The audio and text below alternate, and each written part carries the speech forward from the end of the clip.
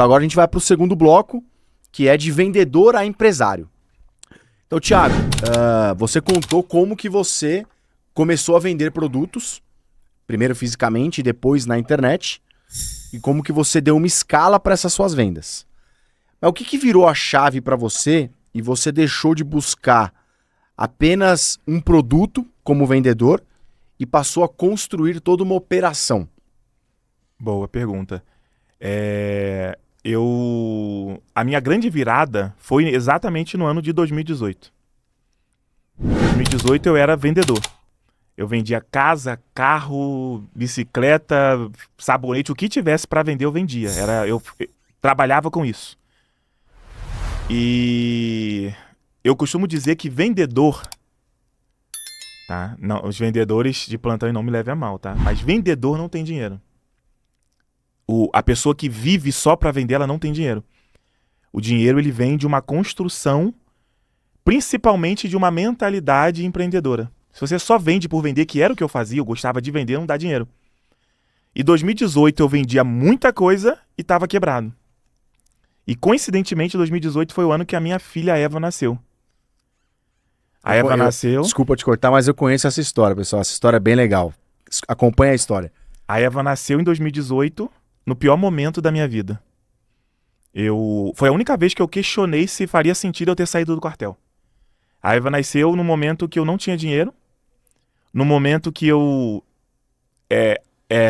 parece até dramático, mas é a grande realidade, que não tinha comida em casa.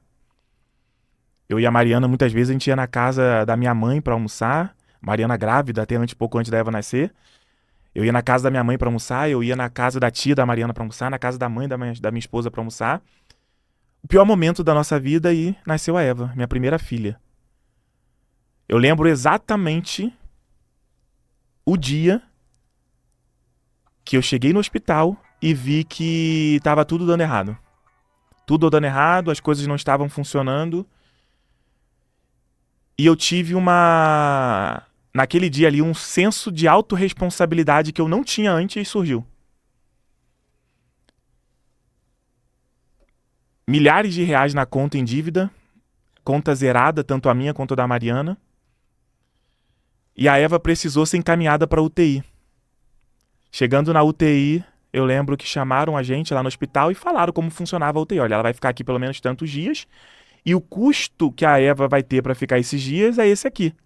E a princípio, a gente não consegue cobrir com o plano e vocês têm que estar preparados para pagar. Cara, não tem como. Naquele dia eu me senti a pior pessoa do mundo. O primeiro dia foi muito ruim, o segundo dia foi muito ruim. E eu pedia dinheiro pro meu pai para comprar fralda pra Eva, eu pedi dinheiro pra avó da Mariana para poder comprar coisas que pediram na UTI. E acho que dizem que geralmente a gente precisa chegar no fundo do poço para pegar impulso e subir. Então o meu impulso foi exatamente nesse período. E eu lembro exatamente o dia que eu cheguei pra Mariana lá na sala da UTI e falei, olha, nunca mais a Eva ou ninguém da minha família vai correr risco de vida por uma irresponsabilidade que é minha. Se eu não tenho dinheiro, se eu não tenho como pagar a UTI, se ela não tem um bom plano de saúde, se a gente está nessa situação hoje, a culpa é minha. E essa é a última vez que isso acontece. E eu saí da UTI, a Eva ficou 18 dias, se eu não me engano, e eu saí da UTI com a certeza que eu ia mudar minha vida. Não sabia ainda como. Não tinha conhecido ainda o professor Luciano Augusto, não sabia o que era dropshipping. Mas aquele dia, eu deixei de ser vendedor para me tornar um empresário. Eu comecei a buscar soluções, que é o padrão de um empresário. Eu comecei a buscar ferramentas e eu comecei a aprender sobre gestão. Quando eu conheci o dropshipping, eu já não era mais uma pessoa que só queria fazer dinheiro por fazer. Eu tinha uma missão, que era nunca mais deixar aquilo acontecer com a Eva. Aquilo se tornou minha missão e o meu propósito, o meu objetivo de vida. E eu estava buscando ferramentas, eu estava estudando, eu estava entendendo mais de gestão, eu estava entendendo sobre poupar dinheiro, sobre fazer poupança, caixa.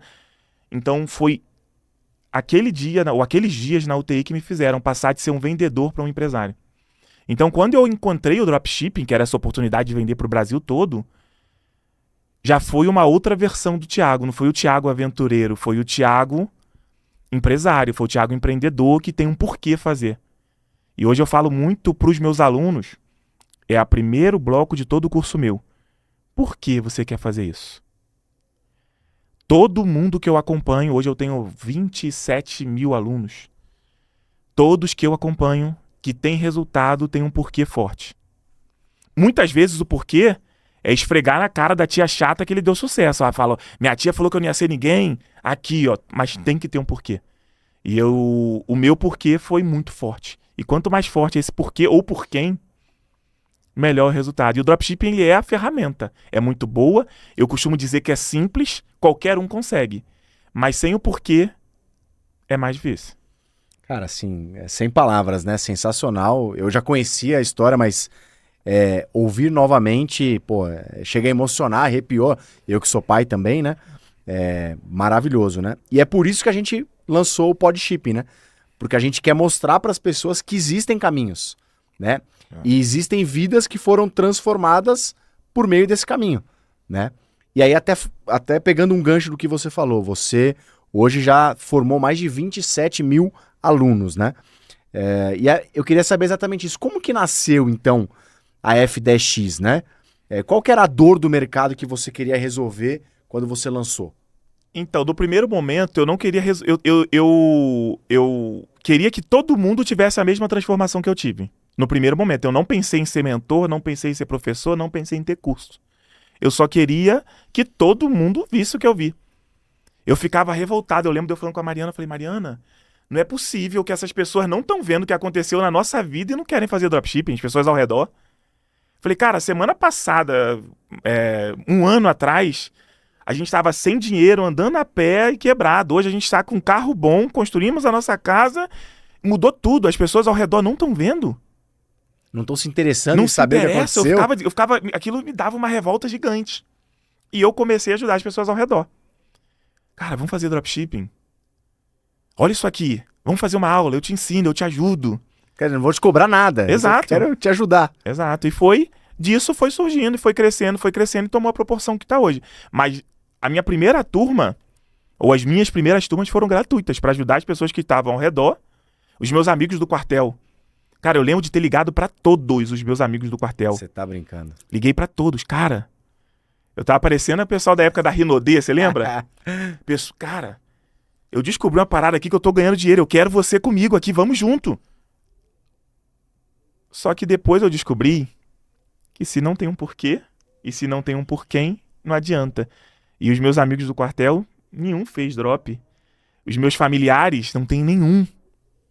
Os meus irmãos já faziam antes de mim, não fizeram drop, eles trabalham com mercado de afiliados, são referência no mercado de afiliado, por isso que o meu irmão veio falar comigo. Tá. Mas drop, eu falava com todo mundo ao redor e parecia que ninguém queria. Eu falei, meu Deus, será que eles não estão vendo? Ou será que eu não estou mostrando alguma coisa errada? Entendi. Então surgiu exatamente disso. Não, perfeito. Quer dizer, também tinha um porquê, né? Tinha um porquê. E por isso que deu tão certo, né? Bom, a última pergunta aqui desse bloco, Thiago. Você vê diferença entre quem faz dropshipping como um negócio e quem encara o dropshipping somente como uma renda extra? Sim.